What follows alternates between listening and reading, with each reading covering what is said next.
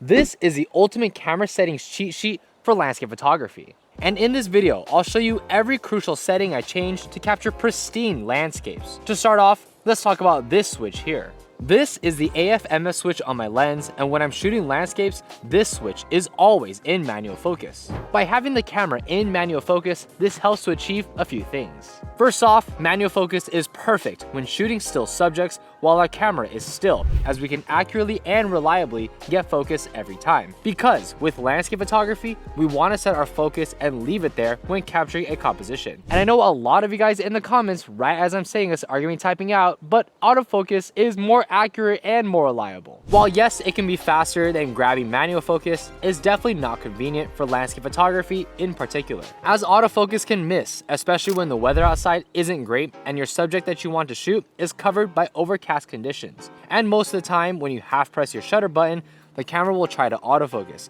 which can be bad for landscape photography, since you may have an ND filter on, which will affect how accurate the autofocus is. So just save yourself the trouble and use manual focus. Not only is it more accurate, but it also just saves you the headache of missing focus. This also allows you to make minor adjustments when focusing to get pinpoint accurate focus when you could have been off slightly. And to help make those minor adjustments, that's where setting a button on here, the 2x magnification, can really help. For me, I set my record button to this setting, so whenever I want to check if I'm in focus or not, I can simply punch in and see how sharp the image is or isn't.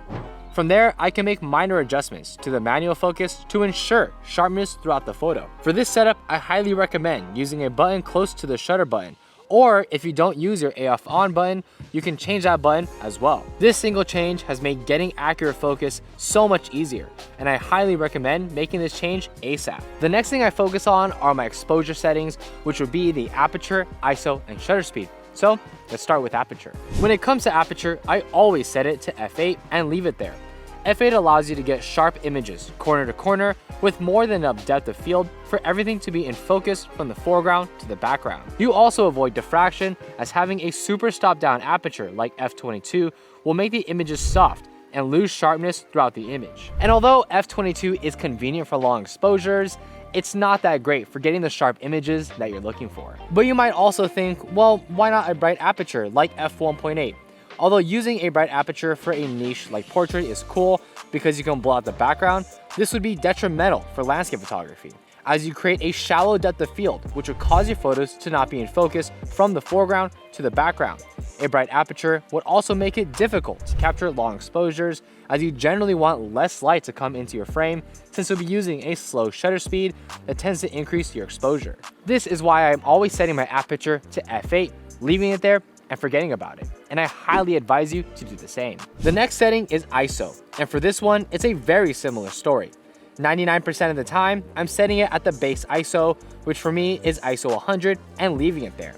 Having as low of an ISO as possible is great for maximizing the dynamic range, so when it comes to post-production, I have as much flexibility as possible when editing. Because a lot of the time, I'm shooting in high contrast scenarios where the sky is super bright while the foreground is dark, and having a low ISO helps to retain details in the highlights and shadows for cleaner landscapes. Additionally, having a low ISO also helps when it comes to limiting the amount of light that comes into the frame, helping to create an even image when capturing a long exposure. So avoid using an ISO above your base ISO, as this will add noise into your photo and make it difficult to bring back your shadows and highlights in post-production.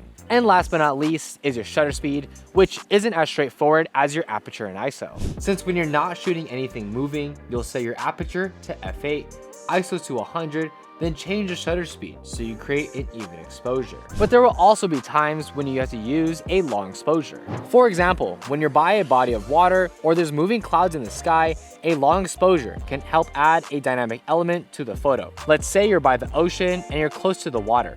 You can use a shorter half a second to 1 second exposure to showcase the water moving in, which adds a beautiful foreground element to your photo. While if you're farther away from the water, then a 10-second or longer exposure would help to smooth out the water and avoid making it look jagged and unpleasant. These longer exposures are nice for making unwanted moving subjects like people disappear and even showcase movement in the clouds. It simply depends on the situation that you're in, but if you want to learn more about shutter speed and how it applies to landscape photography, check out this video right here. I made a whole video talking about this very subject. So now let's move on to some settings on your display and talk about the histogram. To me, this is the most accurate way to create an even exposure when capturing landscape photography. A histogram will show you how much of the photo is at a certain brightness level, essentially how even or uneven your exposure is. If you have too dark of an exposure, then the histogram will look skewed to the left, whereas an image that's too bright will showcase a histogram skewed to the right. What we want is a histogram that's relatively evenly dispersed. By doing that, we get a photo that has an even exposure, which helps you during the editing process to come out with a cleaner and easier to edit image. The histogram will also show you if any of the areas are so overexposed where you lose highlight detail. And this is shown where there's a line that runs up the right-hand side of the histogram, and vice versa with losing shadow detail with a line on the left. For Nikon users, I was able to add this to my display when looking in the menus. As something else you can also find in the menus is adding in a horizon level. By adding this to your display, you're able to create level photos. It will let you know if your photos are crooked and will give you an 8 to let you know if you need to adjust it. For Nikon users, if the horizon is level, the line will appear green, but if not, it'll be white. So make sure your horizon is level before taking a photo. But wait, before I take the photo, there's something else that I have to change before I put my finger on the shutter button. And that's the release mode. For Nikon users, it's this button with the multiple boxes on it. I'll hold it down and switch the camera into a 2-second self timer for photos where I'm using a fast shutter speed, but we'll use a 5-second timer for shots where I'm having a slower shutter speed. Having this self timer is crucial because let's say you're shooting a long exposure and you have your hand on the camera while you're taking the image. This can cause your photo to have camera shake and make the image less sharp. So to avoid the issue of human-caused error entirely, just do yourself a favor and switch the camera to a self-timer. The last major setting I have on is always shooting in RAW. Now you might have had a lot of other people telling you have to shoot your photos in RAW, and you probably don't need another photographer telling you to do the same, but hear me out, it's for your own good. Shooting in RAW allows for your camera to capture as much data as possible from the sensor to give you as much flexibility as possible in post-production.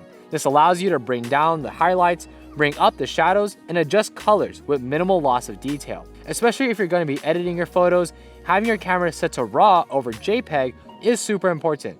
So make sure to change this setting ASAP if you haven't already. And because you're going to be in a ton of high contrast scenarios as a landscape photographer, shooting in RAW is a necessity. But the last and final setting that I changed on my camera is something that I can guarantee that you've never thought about before. Because let's say you're using two different cameras, one with a wide-angle lens and the other with a telephoto lens. Then the best thing to do is go into your camera settings and find a setting called file naming. From there, you can change the name of the file to the name of your camera. For the Z6 III, I'll name it Z6 III, and for the Z30, I'll name it Z30. So that way, during the editing process, I'll know which files came from which camera. This makes it easy to know which camera took which photo to separate the wide angle from the telephoto. It's a pretty simple thing, but makes it much easier to organize the files in post-production. And that's the entire camera settings cheat sheet. Of course, I could have talked about other settings like electronic versus manual shutter or even focus peaking, but I found that these settings I mentioned are the most important ones to change and what I will focus on the most when shooting landscape photography. But if there's any settings that I forgot to mention here that you feel like are really important, feel free to let me know down in the comment section down below. Anyways guys, thank you so much for experiencing the world with me today. And if you want to check out another video, if you like this one, see it here.